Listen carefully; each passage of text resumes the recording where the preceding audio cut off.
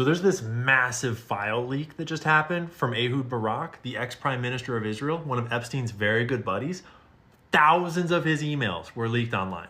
And like alternative sources are talking about it, but the mainstream media, totally silent. Radio silence. And I have spent the last, I don't even know how long, just going down the rabbit hole, and I'm about to take you with me. This is just the start. This is just preliminary reporting.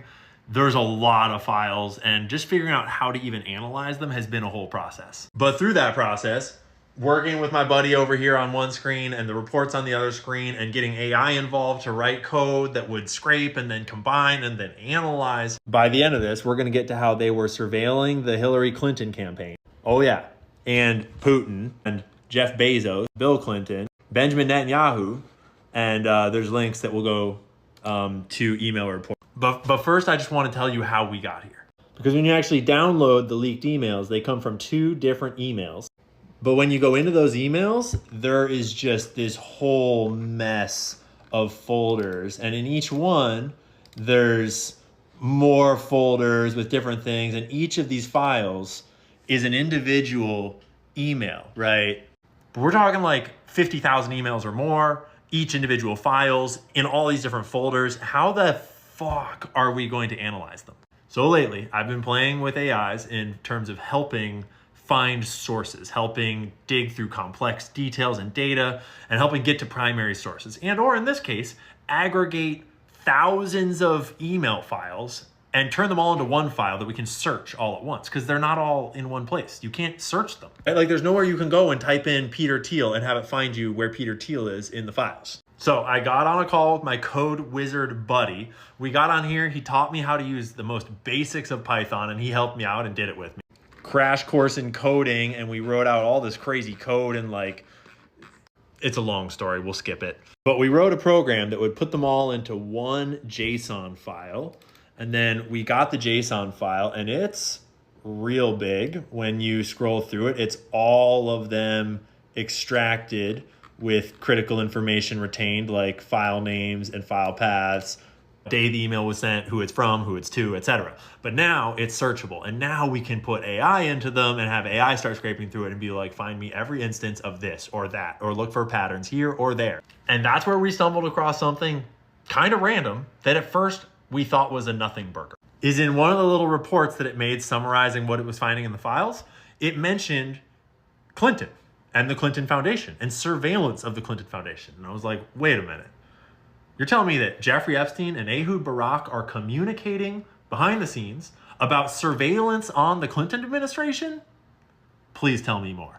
And so then it wrote up this little executive summary. This is all AI generated, all about what it found about the Clinton Foundation. And this is where it gets complicated, because you can't just trust AI to just tell you the truth and not double check it. You have to double check AI. And so what I always do every time that I'm using AI for anything is I build in source citation. So it has to provide me links to the primary source where it is getting the information from. In this case, those are emails. But out on the internet, maybe that's to an article or to a statement or to, a document or something. And so we had to build in links to the emails that it's referencing to make these claims about the Clinton Foundation. And this is the original email. And it kind of looks like a nothing burger. It's from noreply@relsci.com. And it's kind of just like a newsletter with a bunch of headlines in it, which is like, oh, that's not very interesting. I mean, I think we're just accessing his spam folder at this point, right? Wrong. Anytime you get to a part in one of these digs where it's just like something's weird or it doesn't make sense or you don't understand something, you should just look a little deeper.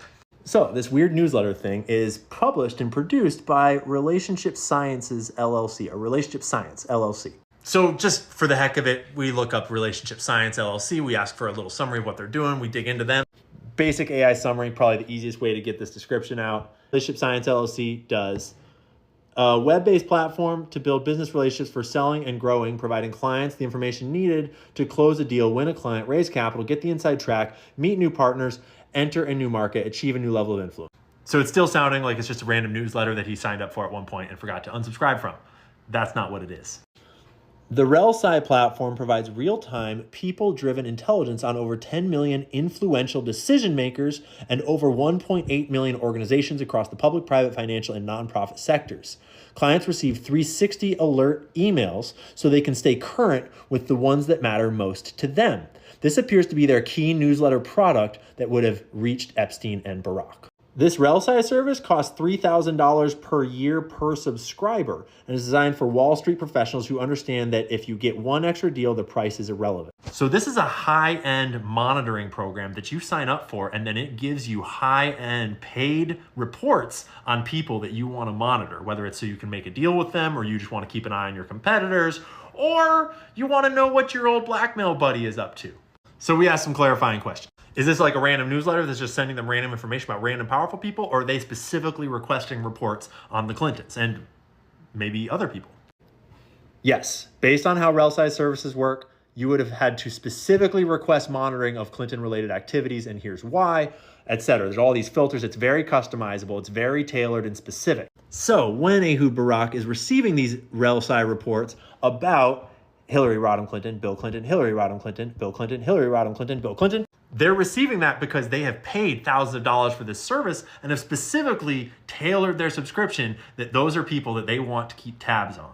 So naturally, we got curious and had the AI scrape the entire list of emails that was leaked and find every single email that came from noreply@relsci.com.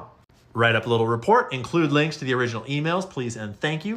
Do a little tweaking through version 1 and 2 and 3. And here we are. They were surveilling Hillary Clinton, specifically 39 different reports about her relating mostly to her presidential campaign in 2016. They were surveilling Vladimir Putin. They were surveilling Jeff Bezos, Bill Clinton, Benjamin Netanyahu, Bill Gates, Larry Summers, Michael Bloomberg, George Soros. The list goes on. And again, this is not like some advanced intelligence operation. This is just basic data collection that they're paying for this service to keep tabs on all these people. But to clarify, Jeffrey Epstein, the lone pedophile, was working with Ehud Barak, the ex-prime minister of Israel, the ex-head of military intelligence in Israel, communicating about surveilling people. This is just scratching the surface. That is just the first thing that I just thought was super interesting. I gotta still shower and shave. I literally just moved into this new library where we're gonna be building the studio. It's kind of getting set up, but it'll take a second. We also, in one of our first searches, accidentally stumbled upon an email where Jeffrey Epstein was straight up sending a bank account number and a routing number to Ehud Barak for some sort of money transfer. We gotta look more into that one. There's literally over 50,000 emails. And if there's one thing that they actually do corroborate already that I can tell just from reading the beginning ones that I've seen, it clearly shows that Ehud Barak and Jeffrey Epstein were working on an intelligence operation together as partners. And they were clearly using coded messages. And more importantly, they were using phone calls for all of the most sensitive content rather than sending them in emails, because they're not idiots like Hillary Clinton is. And they knew that in an intelligence operation, there's a lot of things that you just don't want to put in text, because someday text might wind up on some asshole screen like mine. But it's still not hard to read between the lines.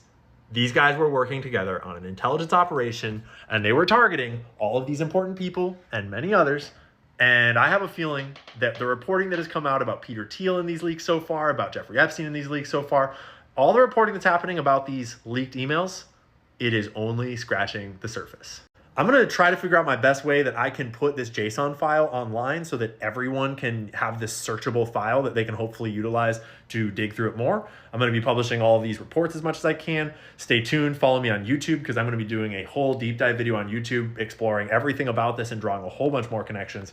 I just felt like before I go find my razor and shave this whole beard off of my face, I figured I should probably share the beginning of this thing with you, because it's kind of wild. And yeah, I mean, who knows who Epstein was working for? He was probably just working for like Qatar or something. But it's pretty clear now that whoever he was working for, Ehud Barak was involved in it. W. Whitney Webb once again.